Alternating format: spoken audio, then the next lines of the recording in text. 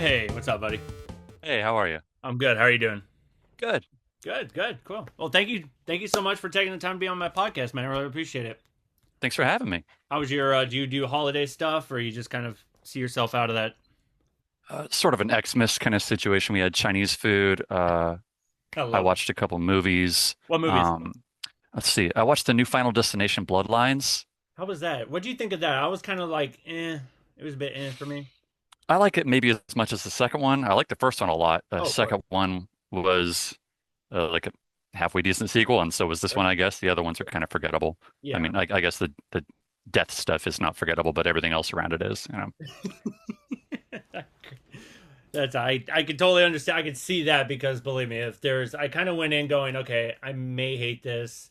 It's just kind of like, I'll probably give it another watch. Maybe I just didn't give it its full, attention.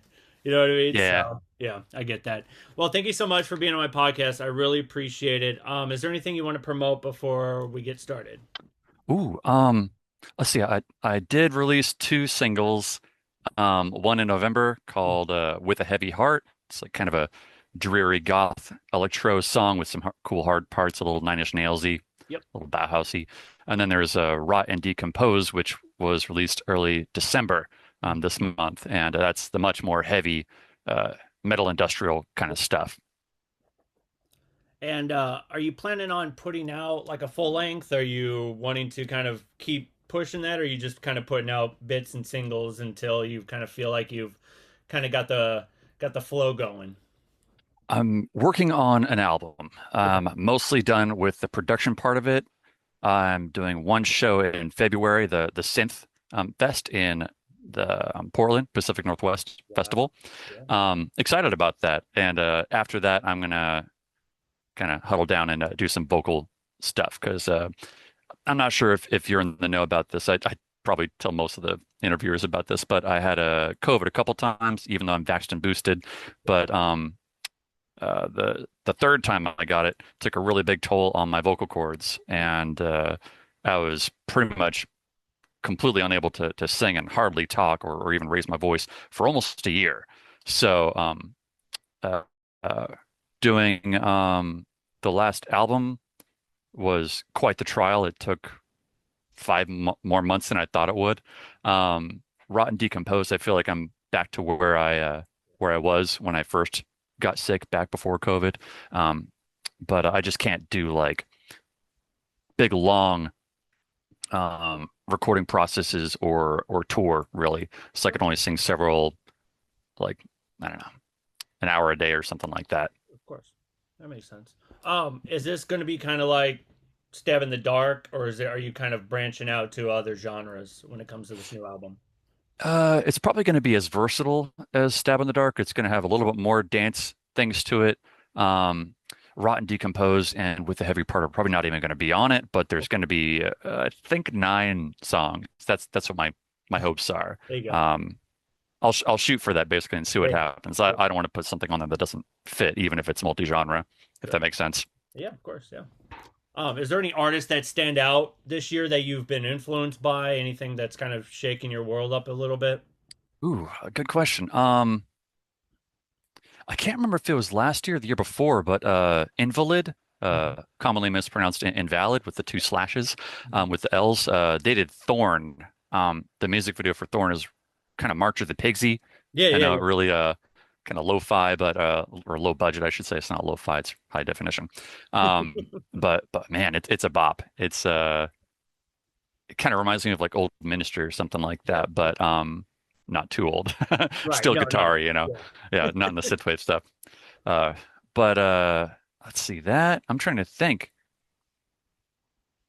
I'm kind of all over the place. Yeah. So like with new stuff, I'm trying to think what else is on new Choke Chain. I heard some of the new stuff at Choke Chain. Yep. Very good. Very good. That kid puts on a hell of a performance too. I try to catch him every time he's around town. Mark. Mhm. Let's see. I got my eye out for other stuff, but that's the only thing that comes to mind Anything right that now, stuff those coming to two. mind right now? Yeah. What do The you think? pressure. What do you think about the sort of goth and industrial kind of coming back? Like, I mean, I think thanks to social media and other festivals and stuff, they've been kind of the sort of resurgence. What's your thoughts on that? Let's see. I guess just like probably a lot of other topics, I could say the same thing about. But in the age of technology and information, there's so many spotlights everywhere. Hmm. So it's cool that something so nichey, or something that used to be so niche, I should say, is kind of coming back into visibility to the popular eye. Yeah. Because yeah, just because like there's so much accessibility for people that they didn't have before. So even back in MySpace, like there's only so many people that loaded their stuff up, but Right. Yeah. now people are loading everything up that's not even theirs. You could find some, the Japanese power noise or something like that, like just by doing a search for it. You don't have to crawl through record labels and stores and call your old friends and stuff like that to see if they know anything about it. Right. Yeah. And it's one of those things where it can be polarizing depending on kind of what side of social or political, and you tend to have a lot of that sort of social and political tones to your music. Tell me about becoming comfortable with kind of coming out and kind of being open about how you feel in your songs, if that makes sense.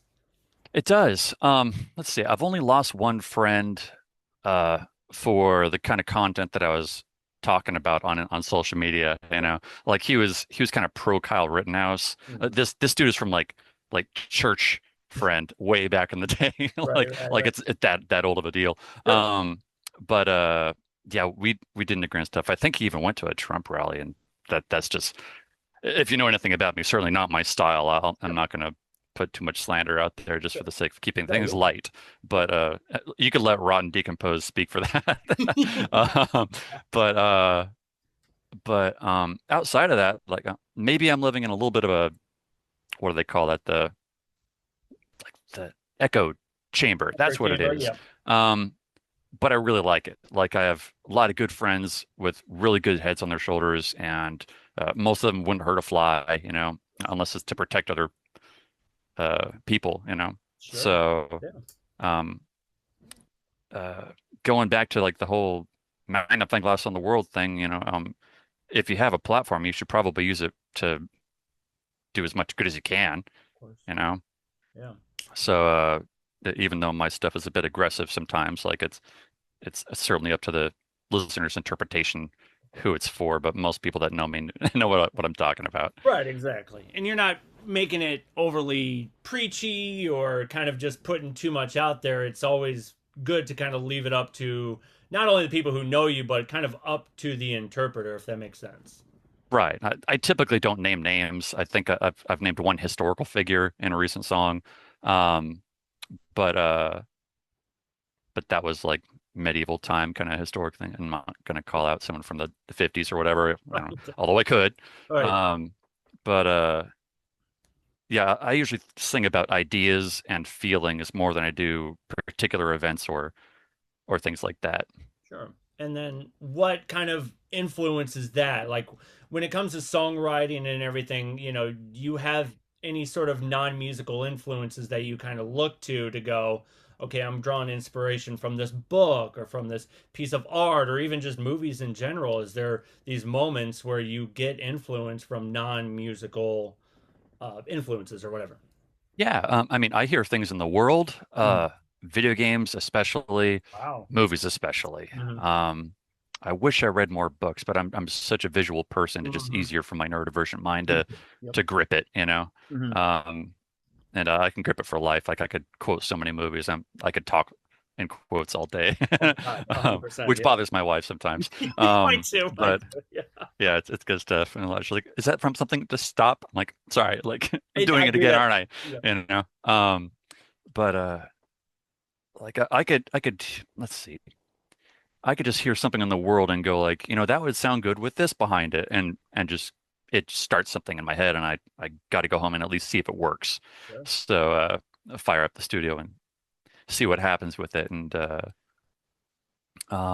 let's see. But otherwise, like it's just for lyrically, usually it's just feelings about how I feel about something or something I want to get off my chest or something that I think someone might feel, which is kind of a weird thing, almost putting yourself in someone else's shoes um to portray a certain emotion or language, I guess. Yeah. No, I get that. Give people kind of like a history rundown of kind of how you started doing music, how you kind of grew up, and you have some other projects that you have done in the past if you want to bring those up. But yeah, just kind of give people a little bit of a rundown of your, your growing up process and how you got into music. Let's see. I'm trying to think what like really sparked me into making music. Like when I was like a really young kid, I had like toy instruments, like there's like the kind of the garbage plastic guitars and, and drums and stuff. I Right. hated those. I was like, these sound like garbage, and like I just wasn't about it. And I was like, I wish I could um take only the good things and just reuse it or something. And then, came electronic music, and I was like, now I could actually map it down and then noodle it or manipulate it, I mean, Yeah. and then do whatever I want. So uh, luckily, I'm in the position now where if I think of a sound, if I try hard enough, I can usually make it. Mhm. And that really helps kind of calm the bees in the head, if you will. What were Scratch an what itch were in my your like brain. early influences? Like you brought up electronic music. Was it like the Prodigy? Was it the sort of DJs that were prevalent, or was it more of like the early kind of craft work, kind of more nuts and bolts and the gears and the analog synthesizers? I got into craft work after I got into Prodigy. Prodigy was probably my favorite band in like seventh grade. I'm not sure if that dates me. I don't really care. No, I'm that's 42, whatever. exactly where I found it. Yep, I'm 40, Yeah, so yeah, I understand. Yeah. hell yeah. But man, like when I saw the music video for Breathe, I was just like, whoa, like this is like the best thing I've seen, you know? Yeah, with the hair and the tongue and Oh, stuff like that, you know. little punk rock edge to it. I loved it, dude. That was Yeah, for perfect. sure. Yeah. It had such attitude, and I was like, this is something I could, I can really dive into. Yeah. So, let's see. Obviously, Nine Inch Nails, probably on and off my favorite Oh yeah. band. More on, Yep. especially back in the day when they were Sure. heavier, less pillow soundy. If you, I don't know. Yeah. Oh man, I was talking to a friend about this with Nine Inch Nails, and I love Trent. I love Atticus. Oh, me too. 100%. Atticus and I have actually talked, and he's cool on multiple occasions. Not to name drop, but I'm saying that like we're cool. No, you're Um, good. but let's see. I feel like the more recent stuff, their all their hard stuff sounds like V's instead of R's. Yes. Does that make any sense? That makes a lot of sense. Yep, you got it. Okay, like even their guitars, like they're like, "Drrr," instead of, "Dah," I Yeah. don't know. It might Oh, look look at that. weirder coming from the video than just listening to the podcast, but Right. I did my best to, to No, you're interpret good. No, that. because Whatever. you can tell the sort of transitioning. I guess audibly I'm trying to think of the right word to say. He's shifting, so you hear a lot of the changes in his musical tones. And of course, I know he's sticking with a lot more analog stuff now. From the videos I've seen of him going, okay, I use this to make this soundtrack or to make this or that, and you can.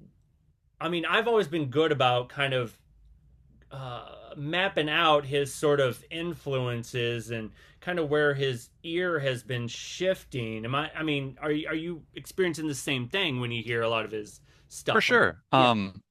Like I know like he used to like Kiss. He had a Kiss mouse pad back in the day. Uh-huh. I'm a big fan, hey. But of Nine Inch Nails, not Kiss. Right. Um so he liked like the glam stuff, the synthy stuff back in the day, and how dare an artist evolve, his sound is changing. That's totally fine. Like Right. Of course. he's not like a angry teen, fresh No, off the drugs and not stuff like that anymore. No. anymore. So a little bit less rage, Mhm. although some of the more recent stuff has actually kind of reapproached that topic, which is cool. I like that kind of stuff. So it's easy for me to vent. I'm still upset. um, but um, I know that he's a really tactile kind of guy. He's used that phrase many times where he just really likes to be able to touch the instrument and see what it does and um, I don't know, kind of explore with his hands. And I feel like I'm a little bit more mm, like Serial Experiments Lane, if you know that reference, where like I just want to be in the computer Of course. and like manipulate that the way I want, and a little bit less hands-on. I only have one MIDI controller. Mhm. Everything else I have is in my audio workspace on the computer. Yep. Sorry, let's get back to influences and kind of how it shifted you musically and how you kind of got involved in, industrial music, goth music, and your other projects. But yeah, go ahead. Oh yes, thank you. Yo, Okay, back we on kind of track. had an ADD Um, moment there. yeah, I'm not gonna apologize for that. Story of my life, yeah. I fully own up to that. Yeah. Let's see, like way back in the day, Super Nintendo. So the Mortal Kombat 3 soundtrack was really Oh, big for me. yeah. Kind of had a little bit of a part in the band name, as some Mhm. might imagine. Killer Instinct's soundtrack for Mhm. Super Nintendo. That was a big thing for me too, Yeah. particularly the track Full Bore, which is Mhm. Full Gore's theme. It had sirens, it had clangs, it had a vamping bass line, big distorted snares, uh, pretty dancey, pretty high energy. And I was like, where can I get more of this music? Like, how come this isn't everywhere else? How Right. come this isn't on the radio? And that was one of the big things that wanted me to, I guess that sparked my interest in making music and seeing if I could replicate anything like that or make things that push in that direction a little bit harder than other stuff that I was already familiar with, uh, like Rage Against the Machine and Bush and Of course. stuff like that. I listened to classical music too back No, in of the course day not. too. Yeah. Yeah, of course. So Yeah. And so what kind of led you in that sort of path? Were you picking up instruments? Were you kind of going, okay, how do I get involved? And, did you kind of work on your sort of relationship with the computer? Because that's kind of how I did, where it's going, what is this sound? What is this? I want to make this. And also what were you using at the time when you started, your sort of early building blocks on working on electronic music? let's see. The first instrument that I had was I wouldn't want to call it crappy because it was probably cool at the time. It was called Concert Mate. Hmm. Um, it's sort of like a Casio or something like that, or a Yamaha. Had like 200 sounds only. Not a lot of manipulation. I don't even think you could do a cut res filter or anything on there. It's Right. just like what sounds were there. But uh, I started doing that with like Sound Recorder on Windows, Yes. and Me that too. was Yep. so limited, but I could do something with it. So I was like, all right, what if I kind of brainstormed really. I wasn't even able to write a full song because I'm not fantastic as an instrumentalist. Is that the Right. word? Yep. Instrument guy. Um, I'm sorry. Instrument guy. No, I love that. I love It's that. been a long morning actually. I'm No, drinking you're tea good, instead buddy. of No, coffee, which is a appreciate it. Yeah, mistake. no, you're good. Um, but let's see. And with the Concert Mate, I was able to record stuff directly from like the microphone, not even an audio input out of the speaker, and it sounded like garbage, but like I was at least able to get that out of my head. And I'm like, okay, now Figure it that this out. is a Yeah. thing, I can Mhm. save it and then tuck it away for later or Yeah. whatever I was going to do. Yeah. Eventually, I got my hands on a program called Acid by Sonic Foundry, and Yep. that was a loop-based Yep. program. That was one of mine. Yep.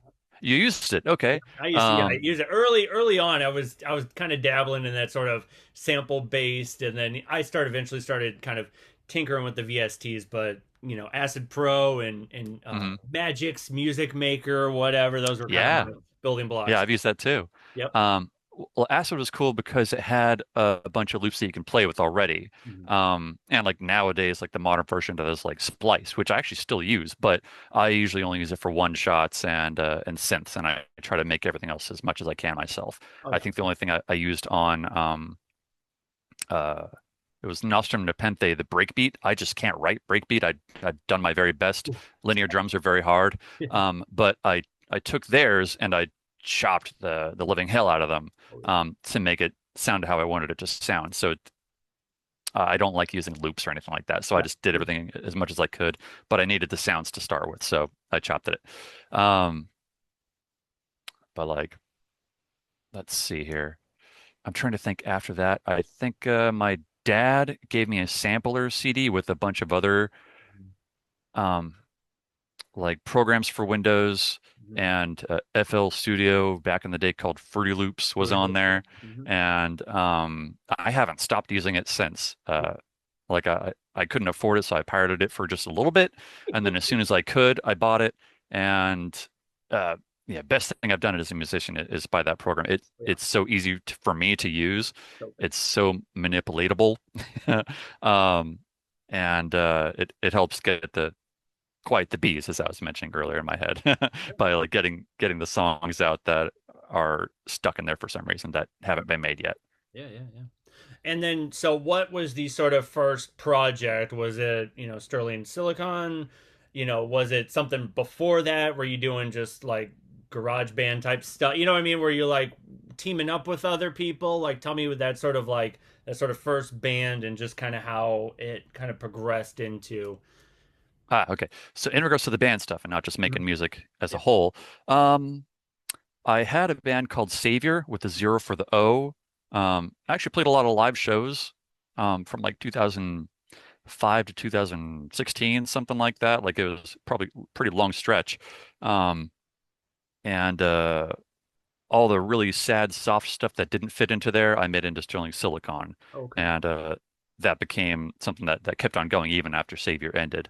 Um, let's see, with Savior, it started out as a solo project in like 97, something like that. Yeah. That's when I was still using Acid and it just wasn't wasn't great. Right.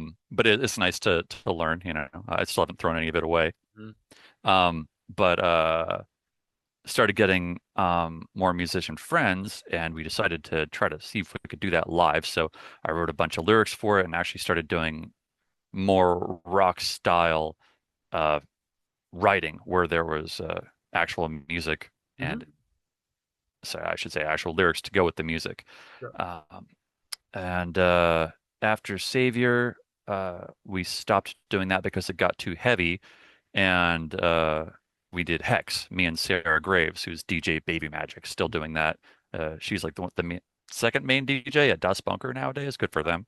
Um, Excellent. but we did Hex for 2016 to 2022. Yeah. One album and one remix album. It took a long time to write stuff, but when we had it done, it sounded good. Sounds amazing. Um, Yeah. yeah, it's like a pineapple kind of effect. You know, it took a Yeah. long time to grow, but I was really happy with the output. Beautiful album. Yeah. Um, and then once I moved from the Los Angeles area where I was doing Hex with Sarah up to Washington where I am right now, that's when I started Mortal Realm. I think I did Trash was the first song that I started to do. I was writing that in LA and Sarah's like, this isn't super hexy, so maybe keep that for something else. I said, okay. Um, and the logistics and writing process was just slowing down to a crawl with Hex because we weren't in the same room together. That's just kind of how we did it best because Yeah. we were roommates for a long time too. Yeah. Um, Decided to just expand off of Trash. That sounds funny. And then get an album together. And I talked to Negative Gain Records to release that, and that was July 2024.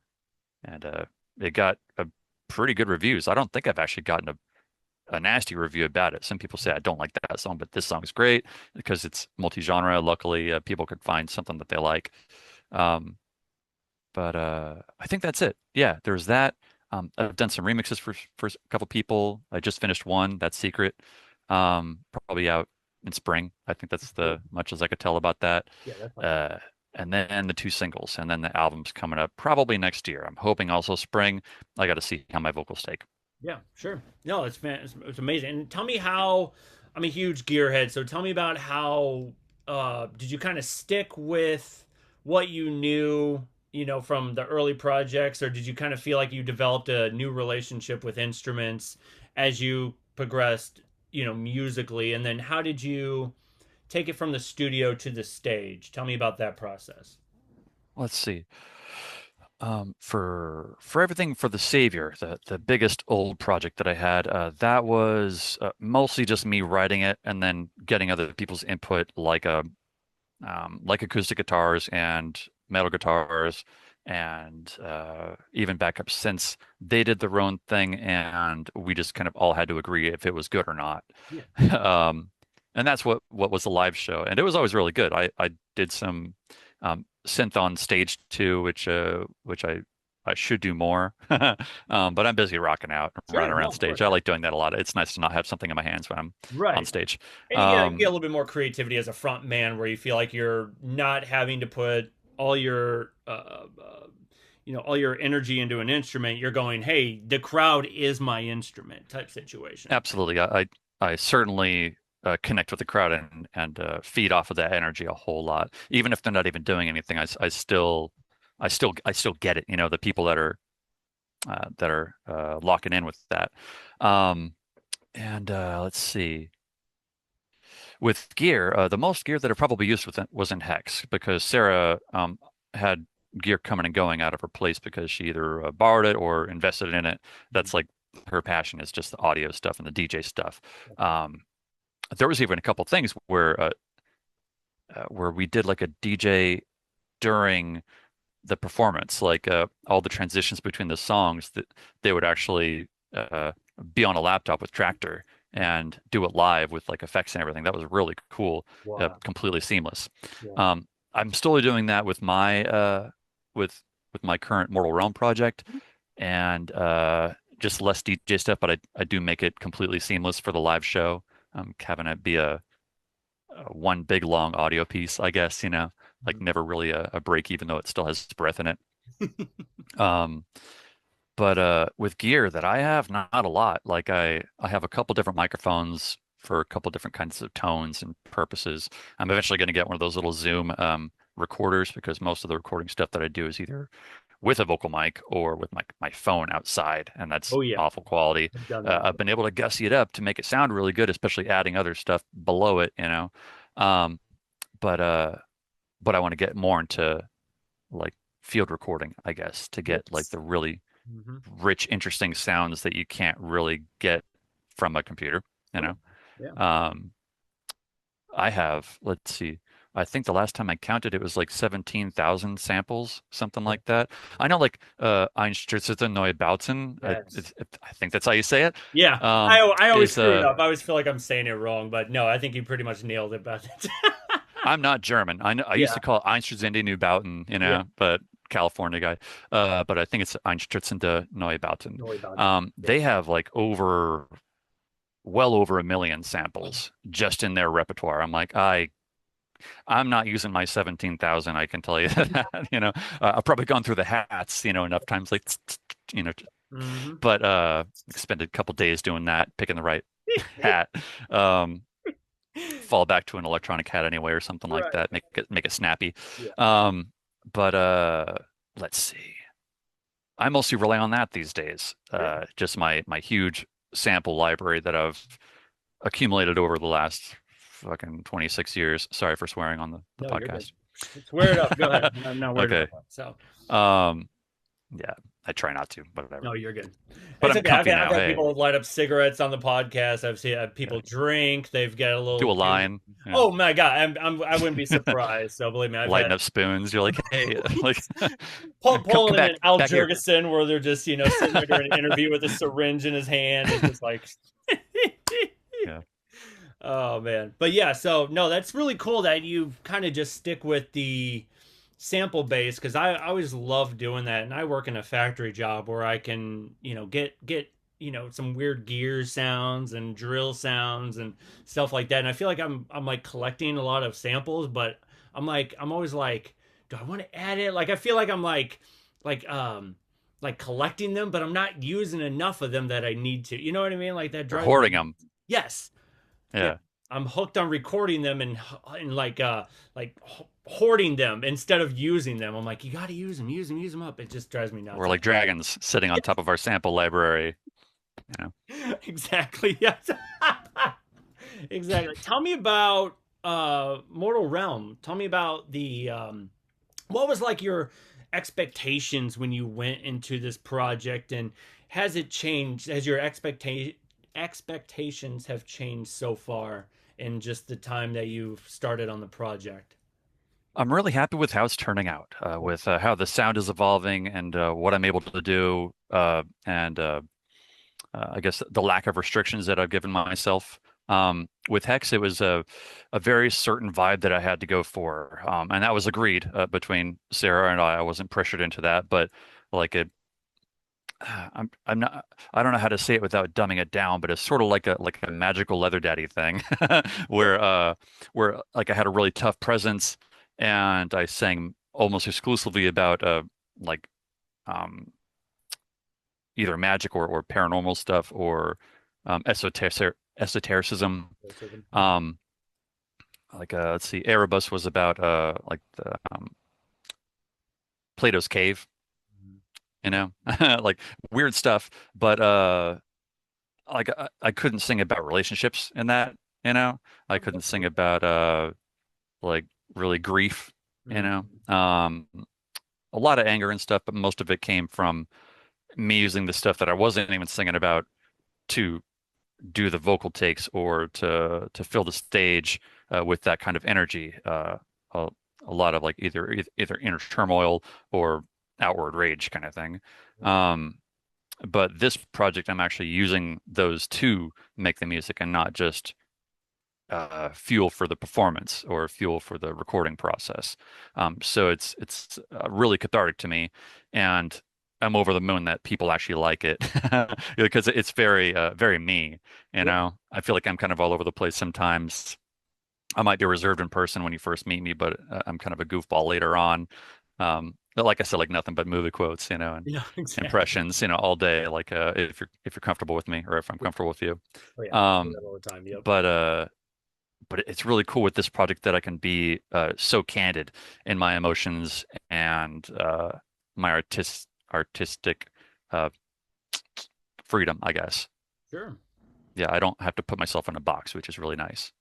And I think it's kind of I've always kind of when I had to deal with being part of bands or working with other musicians, you kind of have to find that balance and everything, and you don't want to feel like you put yourself in a box, but at some point you kind of do because you got to meet the agreement of the collective of the band or the project that you're working on, and you go, hey, Yeah. well, how about we add this, and they go, well, we're kind of this, and it just and I've always noticed that when I started doing my more solo stuff where it's like, you know what I mean, you're kind of like letting all this weight off and going, okay, I can do whatever the hell I want right now, you know what I mean, Hmm. it's very freeing, you know what I mean. For sure. Yeah. And was it I'm trying to find the right words to say. Um, what personal or sort of creative void did Mortal Realms fill that your sort of previous projects couldn't? Did you again were able to branch out with other genres and stuff like that? Um, Hex had a very specific kind of genre. It was like a uh, we called it esoteric industrial, but I think earlier on I wanted to call it not industrial metal, but metal industrial because we used the foundation of metal behind it, but it had like that what we call the big steppy, the kind of Yep. kind of slow tempo stuff. Hmm. Um, let's see, lost my train of thought. No, you're good. Yeah. So with the industrial, you said with Hex, you had the metal industrial sound where you guys were using that sort of that dubsteppy kind of beat with it. Am I right on that? And then, were you able to kind of branch out with other genres with Mortal Realm, and not just that, but you can dive in lyrically with whatever's on your mind. Yeah, Okay. like let's see. Well, we've discussed lyrically, like I could Yes. do whatever I want now, and that's it's very cathartic to me to be able to have that freedom. Yeah. And like I said, people are eating it up, and I'm happy about that too. For Hex, I wasn't able to do like clean singing, which I do. I do it in rot, kind of this angelic uh Yep. vibe thing at the very end of the song, right before the last chorus. I get really even falsetto-y, Oh, which is wow. new to me, but I think I was able to do it okay. It sounds all right. Yeah. Um, and some people say, "Oh, like I wasn't expecting that. That's really cool. You did a good job." So, That's good. not to toot, but whatever. I guess I'm the guest, right? I can do that. Um, but and everything for Hex was very false chord, a lot of black metal vocals integrated in there. Mhm. Um, with the challenges that I've had with my vocal health, it's been very relieving to be able to do more than just, shrieks and growls, because that does take a toll on you after a while, especially if you're trying to recover from Mhm. um, vocal health concerns. Oh yeah, yeah, Uh, for sure. so I feel like I'm not going to keep on getting lighter and lighter. but I have that option, which is Of cool. course. But I have a whole lot more mean, angry stuff to say that I want to say it in the most aggressive way possible, pushing my own physical limitations. Um, there's going to be some gross stuff on the next list. There's on the next album, Cool. and there's going to be probably some soft stuff too, but probably more on the lines of aggressive dancey stuff. Cool. And how did you kind of get comfortable with writing lyrics and kind of coming to terms with yourself and going, okay, I can put this out there without feeling like, people are, putting me under a microscope or anything like that. How did you kind of come to that sort of level of comfort when you were started writing your own lyrics? Let's see. With the album name Stab in the Dark, that was really what it was, because I didn't know how people were going to react to something that at least I consider multi-genre. Sure. Um, because I pulled stuff from like 90s techno and I pulled stuff from black metal and like like weird ambient stuff like the Aux intros Oh yeah. kind of reminds me of the Quake 1 soundtrack. Um, Bitterness of Life kind of reminds me of Icon of Coil, I Yeah. guess. Hmm. Um, and the Stab in the Dark was kind of titling it in a way where I'm hoping this has some sort of impact, but I don't know if it's going to land or not, you know. Um, but as I mentioned, because it's multi-genre, usually if someone's a fan of any kind of dark music, particularly with industrial stuff, which is probably almost all my friends, Yeah. there's at least one or two things to like on there. And some people like the whole thing. Some people say, "Oh wow, like everything is great except for the one song," and I'm like, "Yeah, I know you don't like black metal, so you don't like Nostrum Nepenthe." Right. But um, but otherwise, it's been pretty good to have that kind of lack of limitations for Sure. that. Yeah. And do you see Mortal Realm as an extension of yourself or more of like a character or a lens you step into? Hex was more of a lens I step into, Okay. and Mortal Realm is much more That's more true you. to myself. Like the way that I remix with Mortal Realm, the way that I write stuff from start to finish is very much me. Hmm. Uh, not to claim that I have so many layers or something like that, but I guess I do. Where um, I'm trying to see if I could find the better words for that. Maybe I don't. Maybe that's just it. Maybe I just have a lot of layers and I just want to be able to put them all in one place. Sure. And uh, and so far, people don't hate me for it. So Sure. I'll just keep on doing it until the bees stop. Did you ever have to go against your instincts when it came to working on a song and just kind of trust your gut in the process, if that makes sense?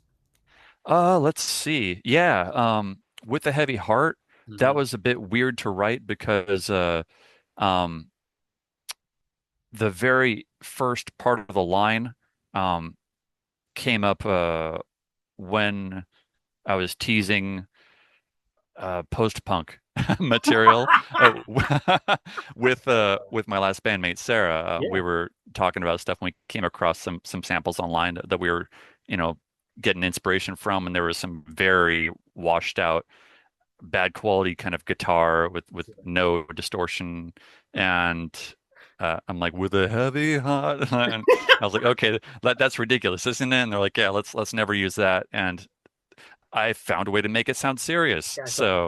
So, um, that song is a bit tongue in cheek. Like Sure. I know it's a bit cornball goth. That's okay. Um, but I'm doing that shamelessly for the Yeah. song. I'm not trying to hide it or trying to say it's actually something else. You know, like I know it's cheeseball goth, Right. but at the same time, it's kind of sexy and Yeah. it really does come from the heart because everything around that lyric, including I guess the lyric itself, is based off of personal experiences. Right. And I think it's okay to have fun with that, which, talking with Dusty from Vision Video, he does have that. He's kind of got that, He's a like, sweetie. yes, he is such a sweetie, such a great person to talk to, and has some great stories and has one hell of a past. Yeah. And but he knows where to find that balance where it's like, I know it's gothy and I know at times it's cheesy, but you know, this is all what it is. It's let's have fun with it instead of taking everything so seriously. You know what I mean? My goodness, if people were just passionate about what they were passionate about and didn't think too hard about it, this world would be so much easier to live in. I think so. Like people celebrate Gomez Adams, for instance, for like being like so haha, about everything, Right. and that's what makes him super attractive, I think, is because he doesn't have any reservations about embarrassment or whatever. He just likes what he likes, and he does it because it makes him happy. Yeah. Um, I try to live like that to a certain degree, although I'm very anxious sometimes, and I even sing about that. Mhm. But it would be cool if I could just keep on making the stuff that I want to make and not really care about what people think about it. Yeah. And this is the closest thing that I've come to that That's with good. this project. So it's been really fun, Yeah. and I don't plan on stopping anytime soon. Like I said, I got the album in the works. Um, but it's always nice to meet those kind of people, like Dusty, a super passionate person, um, happy to give advice, uh, really approachable. That's super nice. I've come across different. I'm not going to name names. Maybe Yeah. I'll name one. No, I won't. Okay. Okay. One of the cold waves. I'll limit it to that. Hmm. Came across one of the people.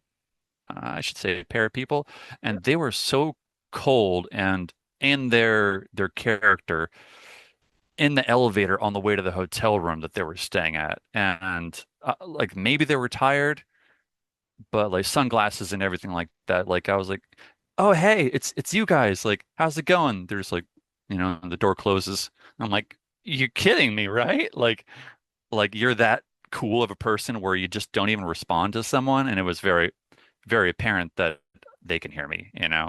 So very weird. That's happened before with other people where it was a miscommunication and we squished that. Like, let's see, it was oh my God, what's his name? Awesome guy. How come I'm blanking? The How Job guy. What's his name? Oh, I know who you're talking about though. I can't think of his name either, but let me see if I Sweet as can. pie. Yeah. But the first time I met him, he was at like a um Covenant show. That's Yeah. what it Yeah. was. Hmm. And I was like, "Hey man, good show." And I tried to shake his hand, but he was exhausted and he was in the middle of drinking water out of a water bottle. Oh, And I yeah. was like, "I hope I'm not making a bad impression here." Right. You Daniel? know, Is it Daniel? Daniel, Daniel. yes, Yeah. Yeah. Daniel, Yeah. super cool. Yeah. Now, like when we see each other in person, we're like, "Hey man, like how's it going?" Because we ran into each other enough. But um, I thought he might have been a jerk or something like that, but it's quite the reverse. He's Yeah. maybe European or something like that, not as like, "Hey Hmm. brother," it's like other Sure. Americans. But super super cool guy, really easy to talk to, Yeah. fantastic artist too. Amazing. Um, but the other people that I saw at Cold Waves, I kind of dodged them after that because I'm like, damn, like you Yeah. guys are super characters about this, and like it's Right. Don't like take it's it so seriously. Like I mean, that's what I've always kind of hated when you're, you know, sharing the stage or, working with other artists. And it's just like, look, we're all in the same group. We're all in the same field. It's like, let's not just let this shit, affect us. And, it, there should be a certain time when the character comes off stage, leave the character on sure. stage. When you're out in the midst with your fans, with your fellow artists and stuff like that, this is where the connections and the word of mouth and everything comes together. And we go, yeah, we're part of a community. You know what I mean? For sure. Yeah. And yeah, like I mean, what we're doing, like, is it really that serious? Like, sure, it's about like spooky stuff and death, and like I talk about, like unaliving yourself or whatever, Sure. Yeah. Yeah. Yeah. like a lot. Yeah. And there's a lot of serious stuff in there, but at the same time, I got like a bad haircut and I'm wearing like knee-high boots and holsters. Like I've never fired a gun in my life. But like it's certainly like a look, because I want to feel like an action hero or something on stage, Sure. and it's a bit of a cosplay in a way, but like it's what I want to do, and it's fun. So I'm just doing little song and dance, literally, Yeah. and it's fun. Yeah. But I'm also not off stage like pretending I'm that kind of person at the same time. Uh it's just easier to leave it on stage for me, I guess. But maybe I'm just a nerd or a nice guy. I don't Right. know. No, and I think, there's you have to have that. You have to have that to keep going. If you're going to keep the character this whole time, then it's just going to become such a drag. And it's like, we do this as a source of entertainment. We do this as a way to have fun and just to let it go. Let it be a moment of not only therapeutic release, but also a way to go, I'm embracing me and myself. And does that make sense? Where it's just like there's this combination where it's like I'm having fun, I'm enjoying myself, I'm losing myself in a moment, but there's also these moments where you're shedding your skin when you're on stage going, I can let that go and let this go, and you know what I mean? Absolutely, yeah. Um, it's nice to have that as an option too. Like it was really hard for the year that I didn't do any live shows. I think the first live show that I did was still with Hex. We did at the Arizona Fetish Ball, Wow. and oh, I pushed my limits on stage, both emotionally and physically with my voice because I was just recovering from that. But I had so much like life that I haven't presented on stage, I guess, that I wanted to kind of effluviate or whatever the word is. Sure. Um, but like I felt raw afterwards because like I was like, I'm not sure when the next time I'm going to do a show is because um, that was just after I moved. Yeah. So like we weren't doing the in-person production work anymore, and we didn't have anything else in the works uh, uh, for live shows yet. At the time it was a yet, uh, just because of the logistics and how hard it was to figure everything out with work. And but now I'm in that position where as long as my vocals are able to do it, I'll be keeping on doing live shows because it's part of my venting process, I guess, not just, writing the music, but also getting to show it live to people. It's important to me. Tell me what album, and I'm gonna make sure I'm trying to lay this out right because I always feel like I'm saying it wrong. What album is so musically rich to you that you can only play occasionally? And what album can you put on that you can just put it on anytime? Does that make sense? Where there's one album where it's like top shelf drink where it's like I only bring it down when I'm kind of in the mood for it versus what Hmm. album can you just throw on anytime, any place, anywhere? Let's see.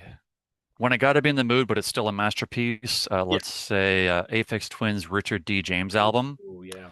Mhm. Um, they were one of my favorite bands growing up, especially my teens. And Mhm. like the guy builds his own synth software from scratch. Oh yeah. What the hell? I know, right? Like who does that? Yeah. But I haven't heard anything past the thing that was released in like 2016 or something like that. Yeah. But before then, like masterpiece after masterpiece, right? Mhm. But something that I could put on all the time. I like Failure by Slim 23 a lot. Yep. Um, Tom's a sweet man too. Oh yeah. Uh, Probably my favorite lyricist actually. Oh, Very, very personal stuff, like about his inner turmoil, sure. his relationships, his Yeah. father, and all the stuff, that's put him on the map. And No, you can I've tell had, it. I've had It's him on previously, so believe me, we kind of dove into it. I'm like, Yeah. okay, if you're I know you had Mary. I comfortable didn't know you talking had about Tom. it, yeah, it's a Mhm. lot. It's a lot. It's a heavy subject for him. So, Yeah, for sure. I could only imagine. My goodness. Um, let's see that uh Giza by Gatekeeper. That's mhm. another anytime anywhere thing. Um, Broken and the Fragile. Oh yeah, That's another one. Nine Inch Nails. yep. Uh, Downward Spiral. I always skip the Downward Spiral song. Really? I'm not sure why. Okay. Uh, Maybe it's too depressing or Yeah. something like that. Because like at that point he was really down in the Real bad. dumps, for that song. Real bad. Um, but maybe sonically it just doesn't agree with me. Like right next to Reptile, it's hard to like dip into the Downward Spiral again. I'm trying to think if there's anything else that's just like 100% anytime, anywhere. Can't think of anything else right now. Yeah, no, you're good. That's a great list, and it's just one of those. And I've always kind of had that sort of struggle where it's like, the downward spiral versus the fragile. Which one would you listen to the most? And it was one of those things where, of course, the downward spiral is one of those, building blocks for me where, listening to it, it really influenced me. But as I got older, the fragile started kind of making a little bit more sense and trying to Hmm. kind of come to terms with a lot of stuff and growing up and It's more Dealing with mature of an album, and it's very got mature such album. variety to it. Yeah, And at the Dr. Dre, yeah, there's got so many pieces to it. Female vocals, here and there. yep. Um, I think it just had more people working on it, but So too. and that was like a long time between those two. Hmm. So he had a lot to say on the Fragile too. For sure, for sure. Um, if you could talk to your younger self, what would you say? Oh my God, I'd say a couple things. I'd try to say like don't try to be cool. Just be yourself. And I know I probably wouldn't listen to myself, but I'd probably say that you have extremely hardcore ADD. Start taking Adderall and never stop. That Yes, yes. like I only started for the first time in 2020, and like Wow. you could already tell, well, I'm still a little unhinged, with my mental, Sure. No, I tracks. get it. Yeah. But my goodness, life is so much easier after taking the appropriate medication to Hmm. uh, be as human as other people want you to be. Sure. um, and uh, and to probably actually do any kind of homework on credit and never get a payday loan. I had a really rough Yeah. time back in the day Yep. with that. Yep. Haven't for like over a decade or oh my God, almost two actually now. Wow. But yeah, I was a stupid kid with money and I was poor most of my life. I was working at Apple like as the second highest uh, technical support team. Yeah. And like I was like finding emerging issues for them. Like I was part of the antenna gate, like fixing that. Oh yeah. And I was making a grip of money, but all of it was just going to uh, like cars I couldn't afford. I mean, my wife had like two cars that like we just weren't good at money, so we just like let's pick that one and then pay for it.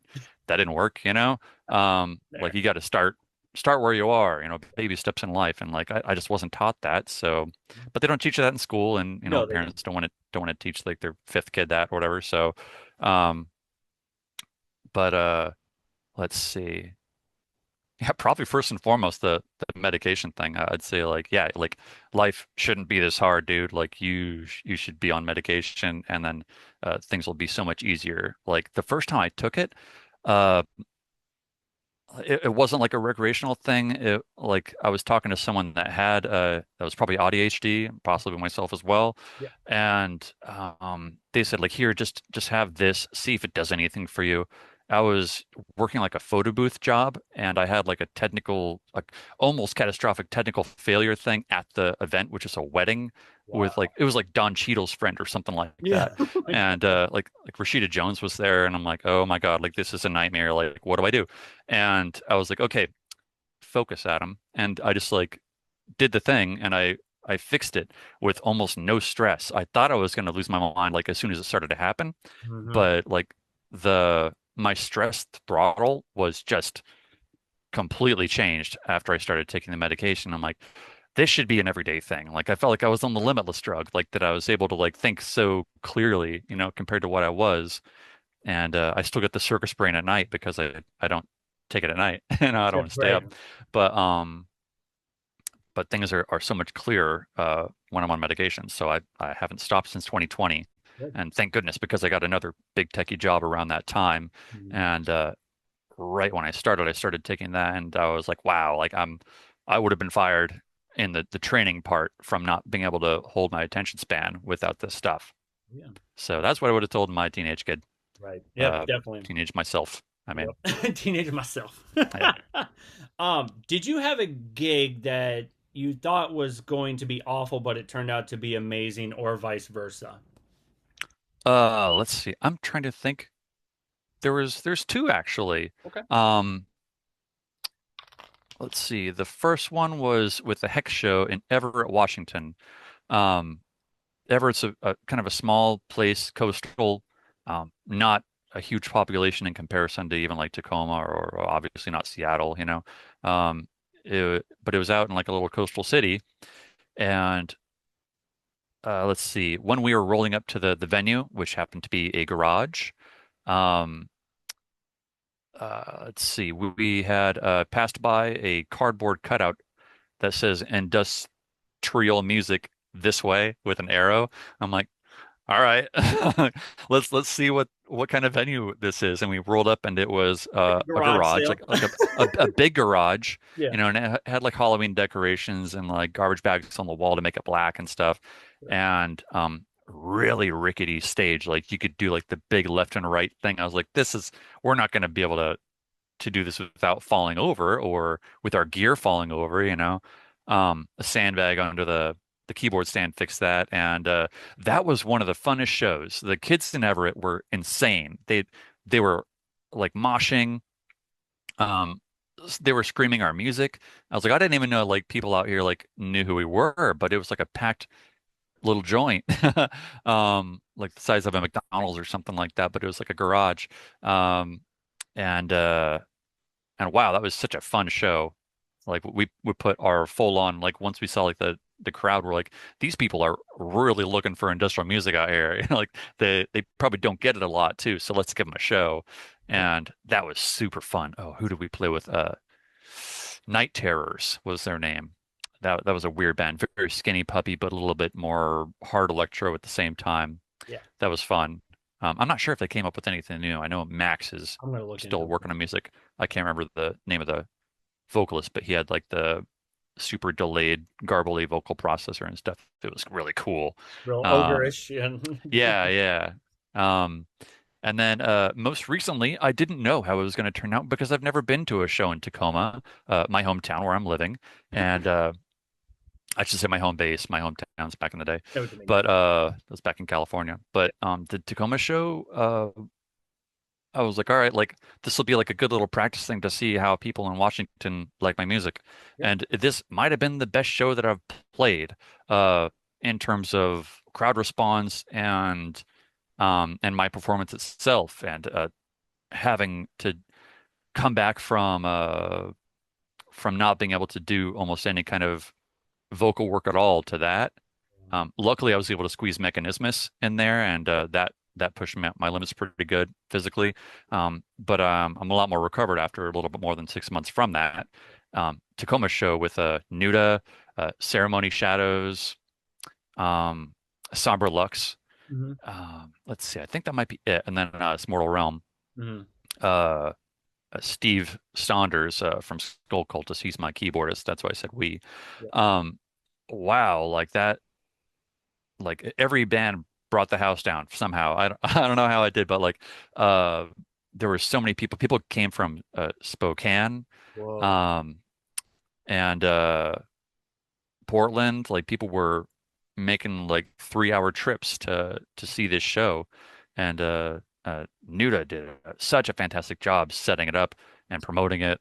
And I'm just still on a high from how good the show went with how much people liked it. There were people recording, singing along at the same time, and that's so cool to have like one person knew almost every lyric that I had, and I was like you should So just be good. up here singing the songs. Like you have that much energy that you're just enjoying it as a fan. It just like it touched my heart, you know.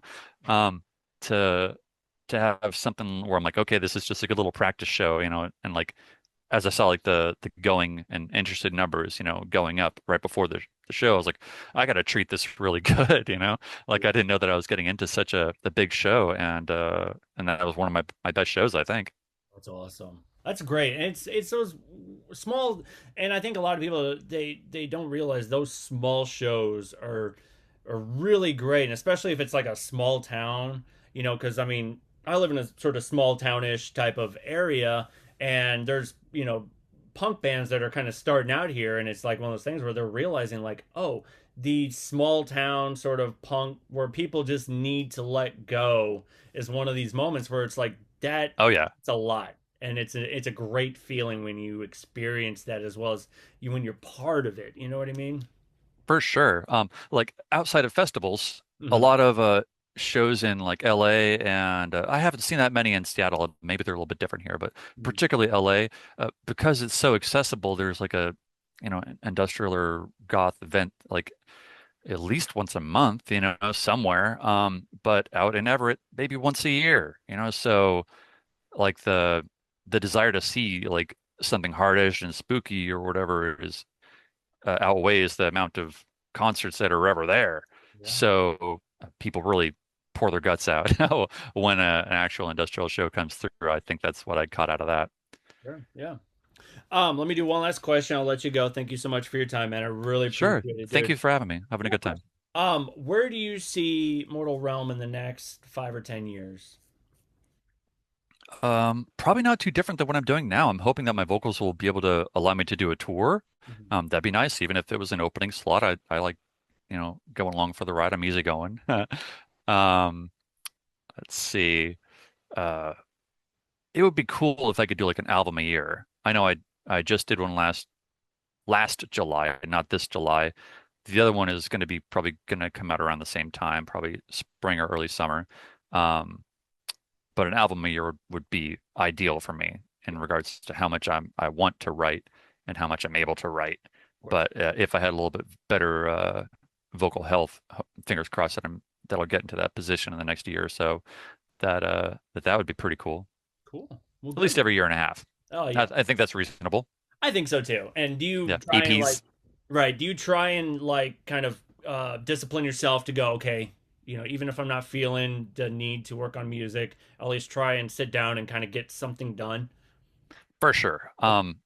Whether it's either remixes or working on my own stuff, even just kind of making new sounds to use later.